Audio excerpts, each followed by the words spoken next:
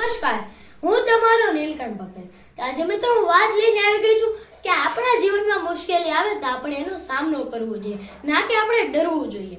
એક સરસ મજાનું ઉદાહરણ છે ક્રિકેટ ટીમનો બોલર, ફાસ્ટ બોલર મોહમ્મદ શમી. વર્ષ 2018 નું વર્ષ હતું અને મોહમ્મદ શમીના ધર્મપત્નીએ તેના પર કેસ કર્યો. પરિવાર અગેન્સ્ટ થઈ ગયો. બીસીસીઆઈ બોર્ડની મીટિંગ થઈ અને તે મીટિંગમાં મોહમ્મદ શમીના નામ પર લાલ લીટો લાગી ગયો. નામ એક્ઝિટ થઈ ગયું. વર્ષ 2019માં સુસાઇડ કરવાનું, 3 વાર સુસાઇડ કરવાનું નક્કી કરેલ ચૂકેલ મોહમ્મદ શમીએ મહેનત કરવાની ચાલુ કરી.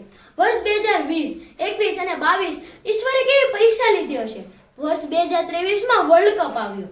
પહેલી મેચમાં બહાર, બીજી મેચ બહાર, ત્રીજી મેચ બહાર, ચોથી મેચ પણ બહાર અને પાંચમી મેચ એટલે કે અડધા વર્લ્ડ કપેથી મોહમ્મદ શમી ક્રિકેટ રમવાની ચાલુ કરી અને ન્યુઝીલેન્ડની સામે જ્યારે આપણી સેમીફાઇનલ મેચ હતી ઇન્ડિયાની, ત્યારે આખી ટીમે ગોઠણ વાળી લીધા હતા. ત્યારે મોહમ્મદ શમીએ 7 વિકેટ લઈને ટીમને સપોર્ટ કર્યો હતો. અડધી મેચમાંથી આવી અને સૌથી વધારે વિકેટ લેનાર મોહમ્મદ શમી 24 વિકેટ લીધી હતી. એટલે મહેનત કરો તો આપણને ફળ મળે. કે આપણી પાસે મુશ્કેલી આવે તો આપણે તેનો સામનો કરવો જોઈએ, ન કે ડરી જવું જોઈએ.